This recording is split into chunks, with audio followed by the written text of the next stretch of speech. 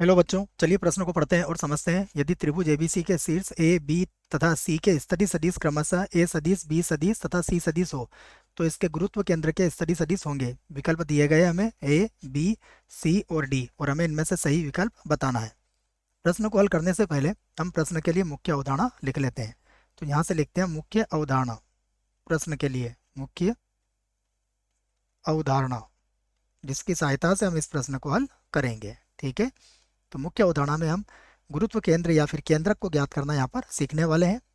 देखिए, हमें पता है कि यदि कोई त्रिभुज दिया जाता है हमें, मान लीजिए ये त्रिभुज है ए बी और सी, तो इसका जो केंद्रक होता है वो केंद्रक क्या होता है इसका, इसके माध्यिकाओं का संगामी बिंदु होता है।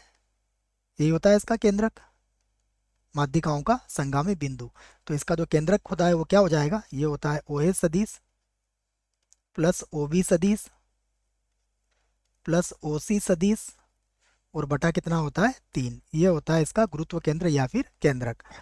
तो अब जो प्रश्न की बात कही जाए तो प्रश्न में हमें क्या दिया गया है, देखिए मैं इसको लिख देता हूँ। प्रश्न में हमें दिया गया है, पहले इसे लिख लेते हैं, हल। त्रिभुज ए बी सी में,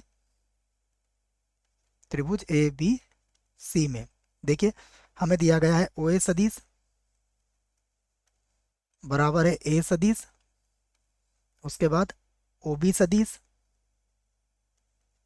ये दिया गया है हमें बी सदिश, और ओ सी सदिश, यहाँ से लिख लेता हूँ मैं, ओ सी सदिश बराबर कितना दिया गया है, सी सदिश। तो अब आप त्रिभुज का केंद्रक निकाल सकते हैं। तो त्रिभुज ए बी सी का गुरुत्व केंद्र, गुरुत्व गुरुत्व केंद्र, जिसे आप केंद्रक भी कह सकते हो। तो गुरुत्व केंद्र क्या हो जाएगा, देखो ये हो जाएगा ओ ए सदिश प्लस ओ बी सदिश प्लस ओ सी सदिश, और बटे में कितना हो जाएगा, बटे में हो जाएगा 3। इसे क्या लिख सकते हैं हम, ए सदिश प्लस बी सदिश प्लस सी सदिश, और बटे में कितना होगा 3।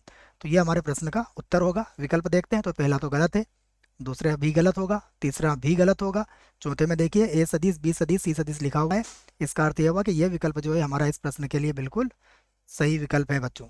आशा करता हूँ प्रश्न का उत्तर समझ में आया होगा। धन्यवाद।